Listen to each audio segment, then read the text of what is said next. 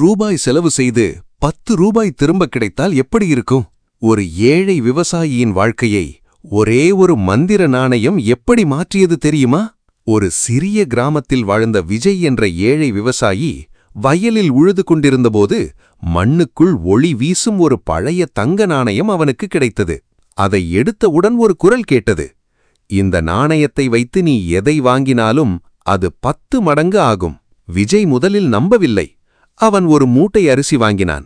வீட்டுக்கு வந்ததும் அது 10 மூட்டைகளாக மாறியது. பிறகு ஒரு மாட்டை வாங்கினான். அது 10 மாடுகளாக மாறியது. சில நாட்களில் விஜய் செல்வந்தனாக மாறினான். ஆனால் அவன் பேராசை கொள்ளவில்லை. ஏழை மக்களுக்கு உதவத் தொடங்கினான். பசியால் தவித்த குடும்பங்களுக்கு உணவு, படிக்க முடியாத குழந்தைகளுக்கு புத்தகங்கள், வயதானவர்களுக்கு மருந்துகள் வாங்கிக் கொடுத்தான். கிராம மக்கள் அனைவரும் அவனை பாராட்டினர். ஒரு நாள் ஒரு முதிய பிச்சைக்காரன் அவன் வீட்டிற்கு வந்தான். மகனே, எனக்கு மிகவும் பசியாக இருக்கிறது, கொஞ்சம் உணவு மட்டும் வேண்டும் என்றான். விஜய் உடனே அவனை உள்ளே அழைத்து அன்புடன் உணவு கொடுத்தான். முதியவர் சிரித்தார். அவர் திடீரென ஒளியாக மாறினார். அவர் சாதாரண மனிதரில்லை, அந்த மந்திர நாணயத்தின் காவலர்.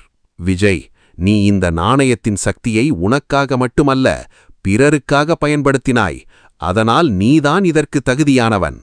அவர் நாணயத்தை எடுத்தார். இனிமேல் இந்த நாணயம் நீ எங்கே இருந்தாலும் மீண்டும் உன்னிடமே திரும்பி வரும் என்று சொல்லி அந்த நாணயத்தை ஆற்றில் எறிந்தார். அனைவரும் அதிர்ச்சியடைந்தனர். ஆனால் மறுநாள் காலை விஜயின் தலையணையின் அருகில் அதே தங்க நாணயம் மீண்டும் ஒளிர்ந்து கொண்டிருந்தது. விஜய் கண்களில் கண்ணீருடன் சிரித்தான். நல்ல மனசுக்கு கிடைக்கும் பரிசு எப்போதும் நம்மை தேடி திரும்பி வரும்.